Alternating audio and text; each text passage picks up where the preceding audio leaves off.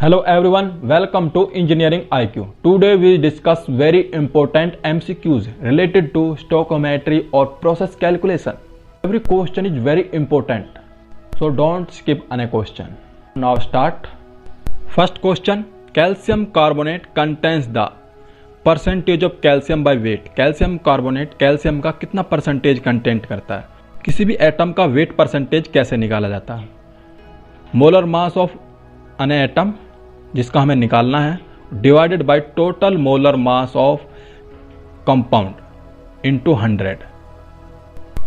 Calcium का molar mass divided by molecular mass of calcium carbonate into 100, तो wait percentage of calcium का निकल जाएगा. तो हम चलो करते हैं. Molecular mass of calcium 40, carbon का 12, ऑक्सीजन का 16 होता है तो O3 है. 16 into 3 48. Total molecular mass 16 plus 12 plus 48 100.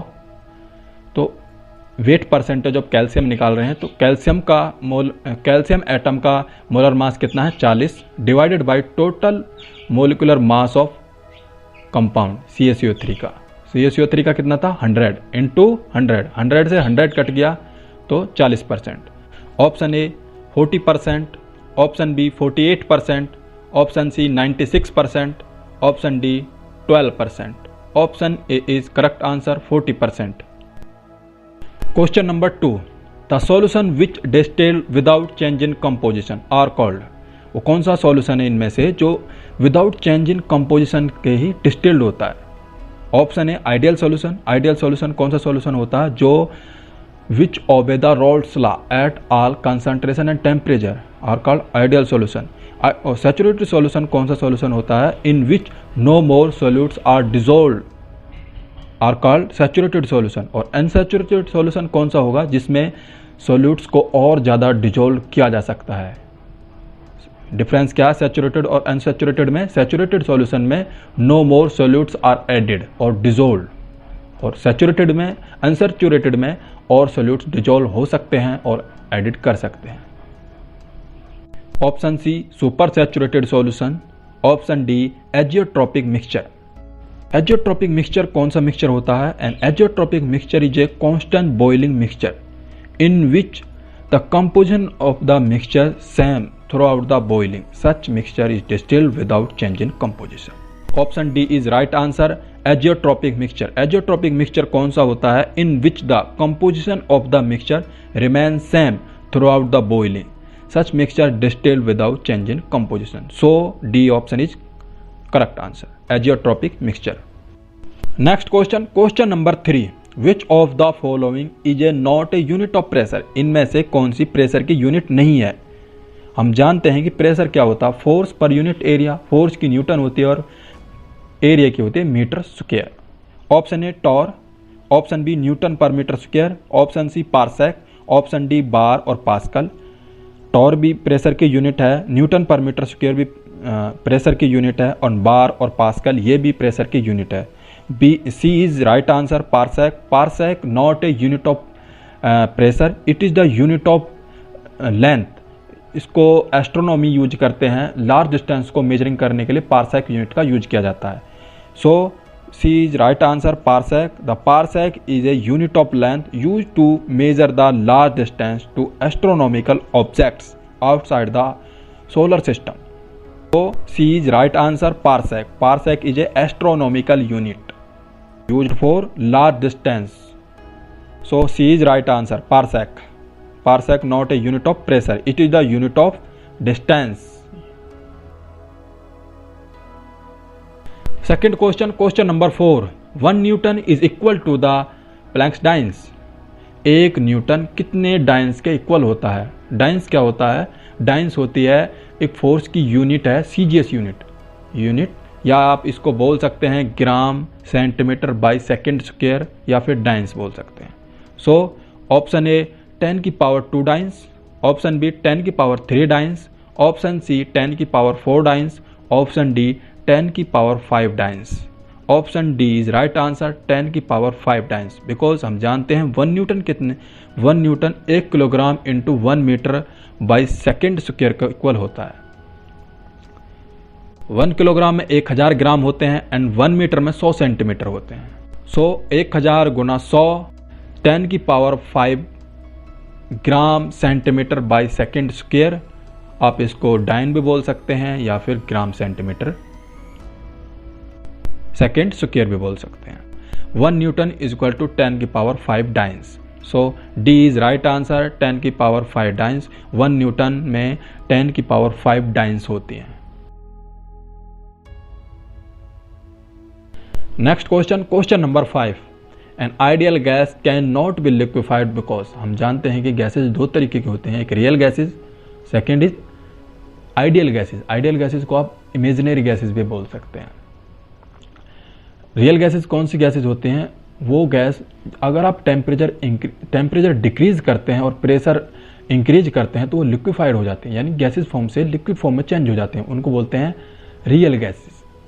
But ideal gas वो गैस होती हैं जो अगर आप टेम्परेचर को डिक्रीज कर देते हैं और प्रेशर को बढ़ा देते हैं जब भी वो लिक्विफाइड नहीं होती, क्योंकि no intermolecular force of attraction between molecules, जो उनके force of attraction between molecules है वो नेग्लिजिबल है।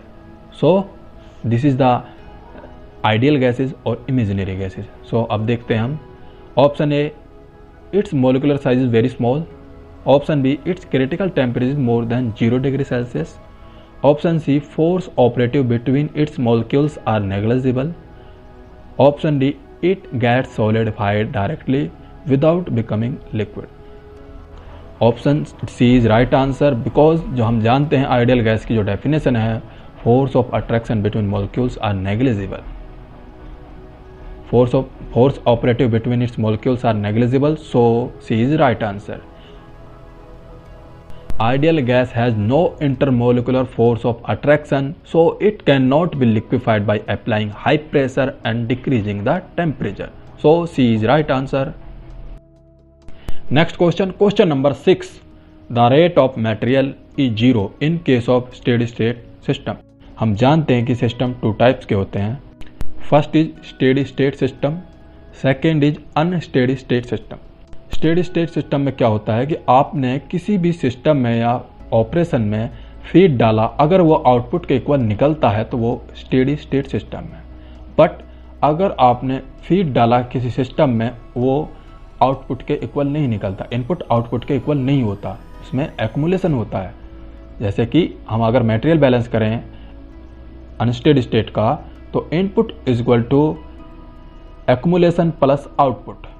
ये था अनस्टेडी स्टेट सिस्टम के लिए। बट अगर आप स्टेडी स्टेट सिस्टम के लिए मटेरियल बैलेंस करते हैं तो उसका input is equal to output होता है। इनमें से किसकी रेट 0 होगी अगर आपका सिस्टम स्टेडी स्टेट है?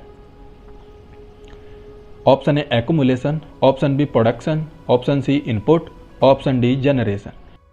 So A option is right answer, accumulation, because steady state system में एक्यूमुलेशन नहीं होता बट अनस्टेडी स्टेट सिस्टम में एक्यूमुलेशन होता है।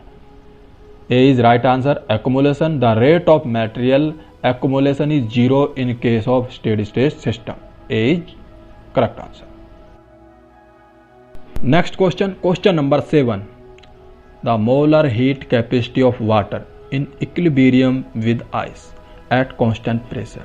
हम जानते हैं कि हीट कैपेसिटी क्या होती है एट कांस्टेंट प्रेशर पर। Cp is equal to dH by dt. dH means change in enthalpy और dt means change in temperature. Cp means constant pressure. So water and ice is at equilibrium. There is no change in temperature. They are at same temperature. So dt is 0 and we know that something is divided by 0 then is infinity. Thus the Cp is infinity at constant pressure. हम जानते हैं कि अगर dH by dt यानी कि dt 0 है तो अगर आप सिंपल वे में बोलें तो अगर dH को 0 से डिवाइड करें तो इन्फिनिटी आएगा। Option A 0, option B infinity, option C 1, option D none of this. Option B is right answer, infinity. Next question, question number 8। If pH value of a solution is 8 then its pOH value will be. अगर किसी solution की pH value 8 है तो उसकी pOH value क्या होगी? What difference between pH value and pOH value? pH value is the measure of hydrogen ion concentration, but pOH value is the measure of hydroxide ion concentration in the solution. किसी भी solution में pH और pOH value निकालने के लिए एक equation है, वो कौन सी इक्वेशन है? pH plus pOH equal to 14। अगर आपको pH वैल्यू दी हुई है तो आप pOH वैल्यू निकाल सकते हैं, अगर आपको pOH दी हुई है तो आप pH वैल्यू निकाल सकते हैं इसी इक्वेशन से। सो हमें दी हुई है pH वैल्यू, तो इसी इक्वेशन में हम पुट करके देखते हैं कि हमारी pOH वैल्यू क्या आएगी। So pOH equal to 14 minus pH, हमारे लिए pH वैल्यू दी है 8, तो 14 माइनस 8 इक्वल टू 6। बी बी रॉन्ग, सी बी रॉन्ग एंड डी बी wrong. A option is right answer 6। Next question number 9। The chemical nature of an element is independent of. Option A its atomic number, option B the number of proton और electron present in it, option C the number of neutrons present in it, option D none of these. Option C is right answer, the number of neutrons present in it. The chemical nature of an element is independent of the number of neutrons present in it. So C is right answer. Next question number 10. The heat change for the reaction carbon is react with sulfur, thence makes its product carbon disulfide is 104.2 kilojoule. Kilojoule heat की unit है। Its represent the heat of, जैसे कि हमें reaction में दिए हुए हैं two solids are reacting here and liquid formation here, जैसे कि कार्बन भी सॉलिड फॉर्म में है और सल्फर भी सॉलिड फॉर्म में है, दी हुई भी है और एक्चुअली नेचर में एग्जिट भी करते हैं और वो लिक्विड फॉर्म में चेंज हो रहे हैं। सो सॉलिड से लिक्विड फॉर्म में चेंज होने की प्रोसेस को बोलते हैं मेल्टिंग। मेल्टिंग कब होती है? टेम्परेचर डिफरेंस के कारण, आइदर बाय रिड्यूसिंग प्रेशर और इंक्रीजिंग इन टेम्परेचर। जैसे कि हम एक एग्जांपल लेते हैं आइस का, बर्फ़ का। अगर बर्फ़ का आप टेम्परेचर इंक्रीज करते हैं तो वो सॉलिड से लिक्विड फॉर्म में चेंज हो जाती है, और अगर आप लिक्विड का टेम्परेचर डिक्रीज करते हैं तो वो लिक्विड से सॉलिड फॉर्म में चेंज हो जाती है, जैसे कि लिक्विड से बर्फ़ की फॉर्म में चेंज हो जाती है। इसको बोलते हैं टेम्परेचर डिफरेंस। सो अब हम ऑप्शन देखते हैं। Option A formation, option B solution, option C combustion, option D fusion. Option A is right answer formation, because जब टू सॉलिड्स आर रिएक्ट करते हैं वो लिक्विड फॉर्म में चेंज होते हैं तो हीट की फॉर्मेशन होती है, टेम्परेचर गिवन है। So A option is right answer, formation, heat of formation. Next question number 11। Assuming that carbon dioxide obeys perfect gas law, calculate the density of carbon dioxide in kg per meter cube at 263 degree Celsius and 2 atmosphere. जैसे कि हम जानते हैं perfect gas law ideal gas law को ही कहते हैं। Density of carbon dioxide from perfect gas law, PM divided by RT, P for pressure, M for molecular wait, R for universal gas constant, T for temperature. देखते हैं given क्या क्या दे रखा है। Pressure 2 atmosphere दे रखा है। M for molecular weight, carbon dioxide का molecular weight होता 44, because carbon 12 and O2 32, total 44। Molecular weight of carbon dioxide is 44 kg per mole. R for universal gas constant 0.0821 litre atmosphere by mole kelvin. T for temperature दे रखा 263 degree Celsius, इसको हमने kelvin में conversion करते हैं तो degree Celsius plus 273 equal to 536 kelvin. Density of carbon dioxide from ideal gas law, 2 atmosphere into 44 kg per mole divided by 0.0821 litre atmosphere by mole kelvin into 536 kelvin. Atmosphere से atmosphere cut गया, ATM से ATM cut, mole से mole, kelvin से kelvin, equal to 2 into 44 kg divided by 0.0281 into 536 litre. 88/100 44 is equal to 2 kg per liter. So density of carbon dioxide from ideal gas law 2 kg per liter. Litre को metre cube भी बोल सकते हैं. तो अब हम option देखते हैं. Option A 1, option B 2, option C 3, option D 4. Option B is right answer 2.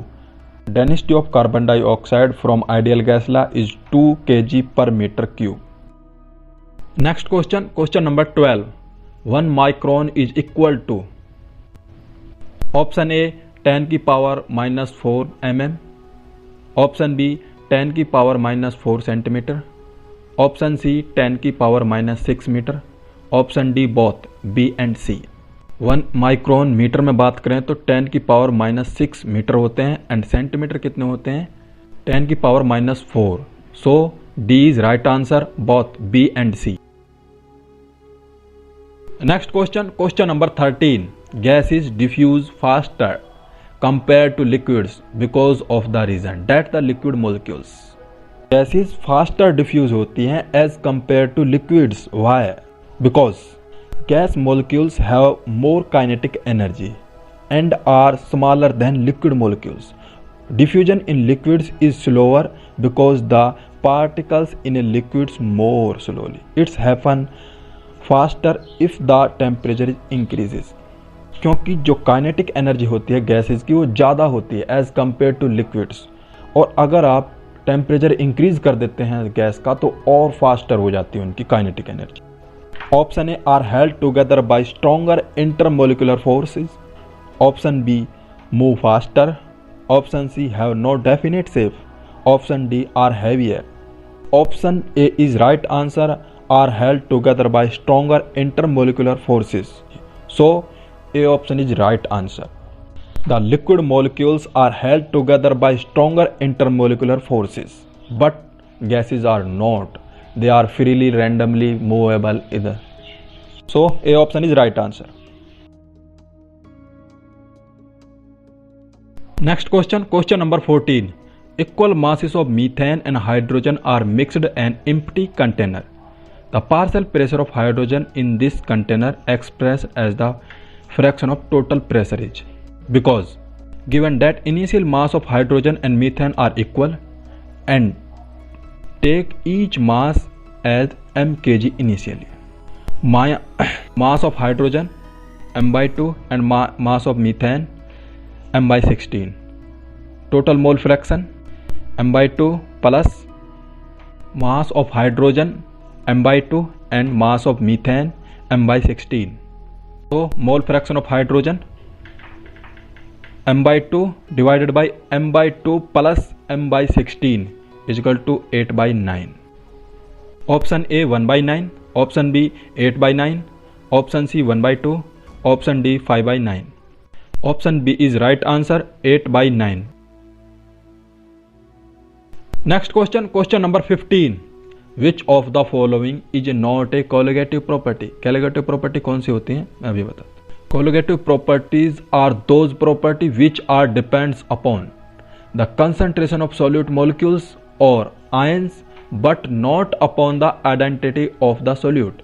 Colligative property include vapor pressure lowering, boiling point elevation, and freezing point dispersion and osmotic pressure.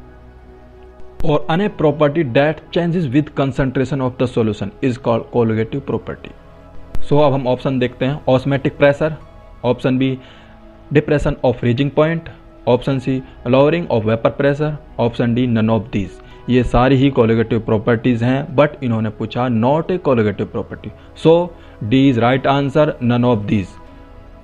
Osmotic pressure भी colligative property होती है and depression of freezing point, lowering of vapour pressure, these are the colligative properties but इन्होंने not में पूछा है तो so D is right answer, none of this. Next question, question number 16. Atoms of the same element but of different masses are called. Option A isobars, option B isotones, option C isotopes, option D none of these. Option C is right answer, isotopes. Atoms of the same element but different masses are called isotopes. So C is right answer. Next question, question number 17. If pH value of an acidic solution is decreases from 5 to 2, then the increasing in its hydrogen ion concentration. Khalistan times. हम जानते हैं कि pH value of an acidic solution की कैसे निकालते हैं, negative logarithm of hydrogen ions concentration.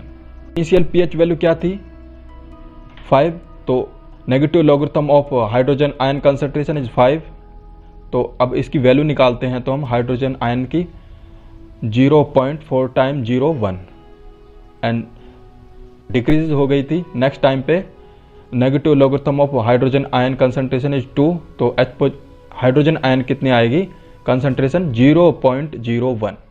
As we asked concentration of increasing in hydrogen ion concentration found out by ratio of final and initial concentration of hydrogen ion. Final में क्या थी 0.01 and initial में क्या थी 0.0001 equal to 1000। अब option देखते हैं। Option A 10, option B 100, option C 1000, option D 10,000।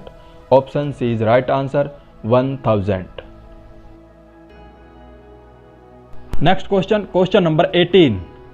Kopp's rule is concerned with the calculation of option A thermal conductivity, option B heat capacity, option C viscosity, option D surface tension. Option B is right answer heat capacity.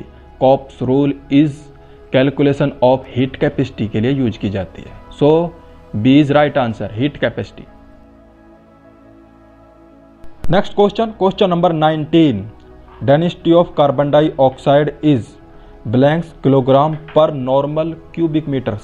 तो हम जानते हैं 1 kilomole है volume is 22.4 metre cube at normal temperature pressure यानी कि NTP. So molecular weight of carbon dioxide is 44 kilogram and so 44 kilogram CO2 will have volume is 22.4। Option A 44/22,400, option B 44/22.4, option C 22.4/44, option D none of these. Option B is right answer 44/22.4। Last question, nitrogen content in a urea sample was found to be only 42%। What is the actual urea content of the sample? तो इसको solve करते हैं। Molecular weight of urea 60 and nitrogen 28. So percentage of nitrogen in urea sample 28 divided by 60 into 100. So 46.67 percentage of nitrogen content of urea sample. But actual percentage of nitrogen is 42% जो कि statement में given है। तो percentage of urea sample 42 divided by 46.67 into 100 is equal to 90%. Option A 80%, option B 90%, option C 95%, option D 98%. So option B is right answer 90%. आज के लिए सिर्फ इतना ही। If you have any doubt, put your doubt in comments box. I hope you video is very informative and useful for you. Please share and subscribe my channel and like my video. इन क्वेश्चनों से आपको जिस तरह के भी doubt हो please हमें ज़रूर बताएं, हम आने वाली वीडियो में ज़रूर सॉल्व करेंगे। Thank you very much. Good day for you.